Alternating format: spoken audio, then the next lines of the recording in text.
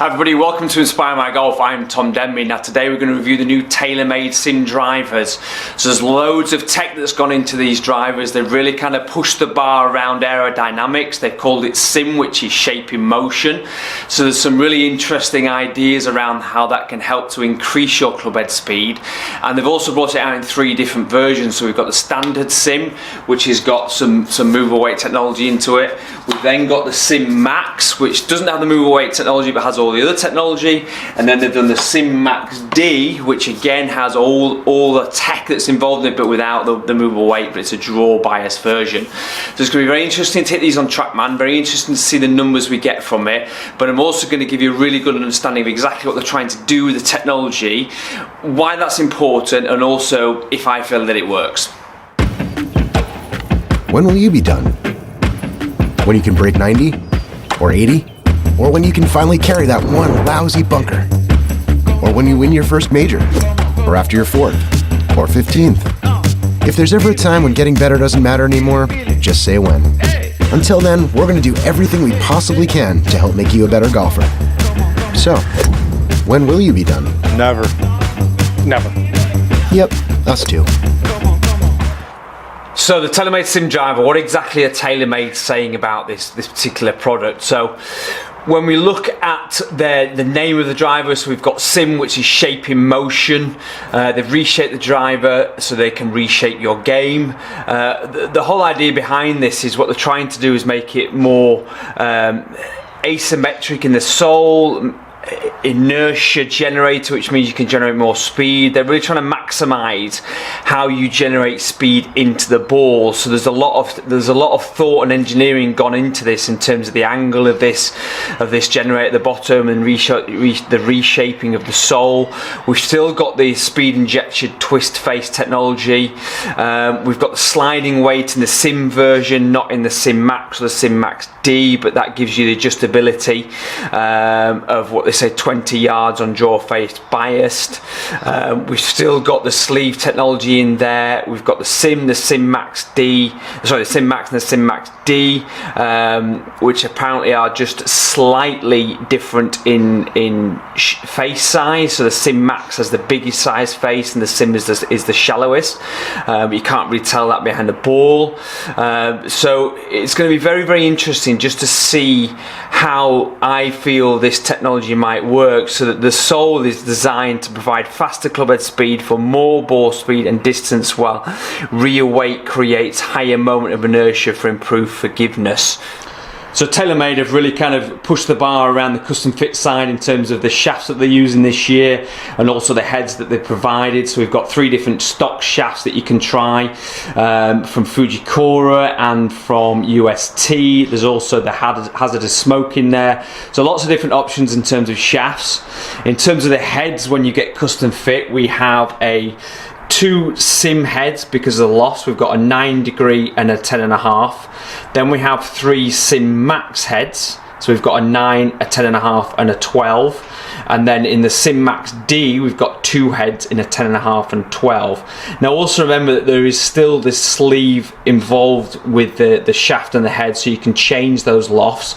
But this does give you multiple options to be able to get the club custom fit perfectly for your game. So TaylorMade has stuck with the sleeve on the end of the shaft that they've had for a while now, giving us lots of different options. So we can have standard loft. So on this golf club we've got 9°, or we can move it to a lower loft of 7.5, or you can move it up to a high loft of 10.5. So we've got lots of different options there. We can also still change the lie, which is good. So we can make it more upright or flatter, which, believe it or not, can change actually the face, where the face is pointing. So if you make a golf club more upright, it will actually point a little bit left, and vice versa. If you make a golf club flatter, it will point out to the right there. So it can help you with custom fitting this golf club to your needs. So they've really stuck with that. I'm pleased they've stuck with the sleeve because it really does work. So loads of different options in that to really make sure that the driver is fit right for you.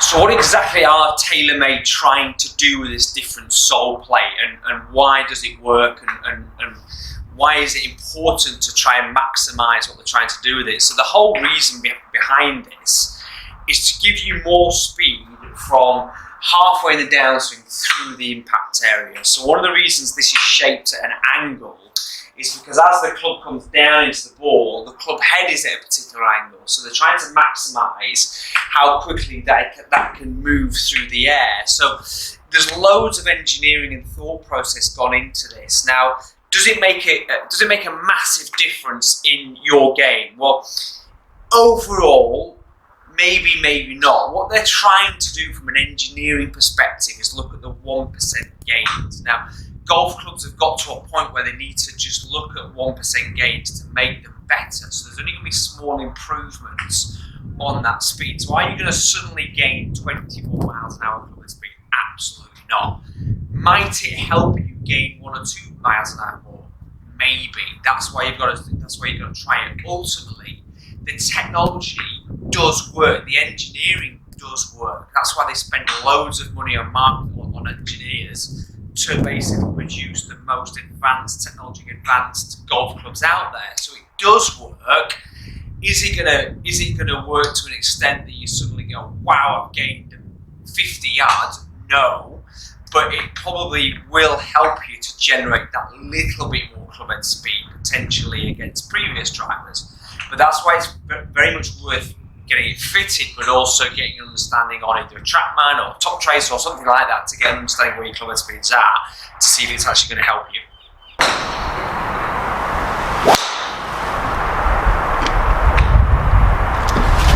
So they both sound ever so slightly different actually, the SIM and the SIM Max. Actually, the SIM actually has a more solid sound, and the SIM Max is a bit more of a kind of louder exploding sound, and that's definitely down to probably who the target's at, but also to the speed, the movable weight pocket in the bottom of the SIM there, probably just changing the acoustics of the golf club. But neither sound bad at all. They do sound very good.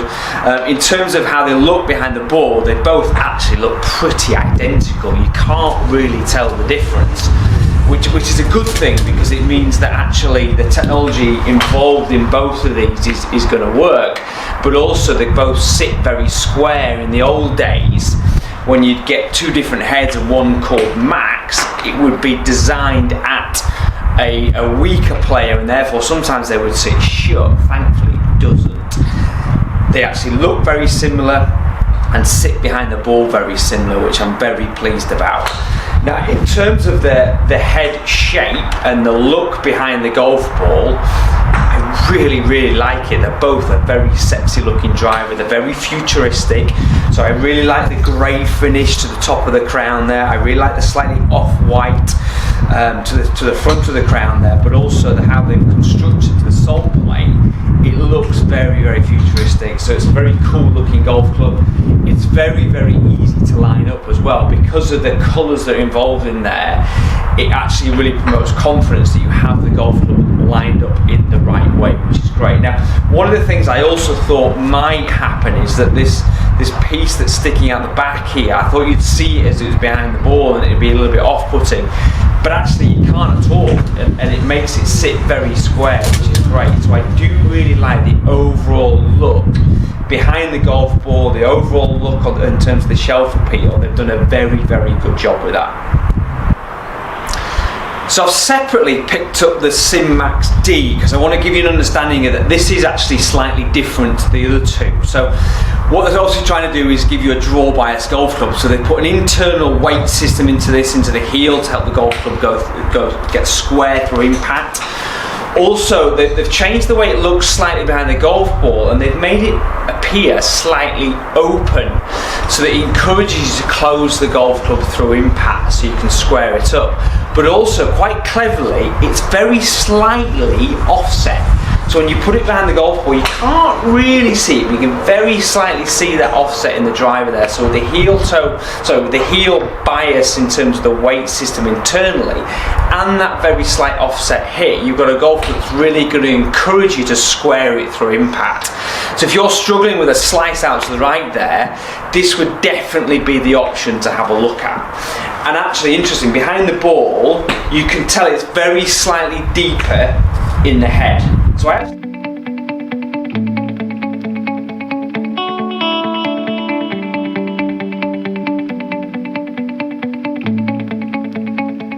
actually quite like that.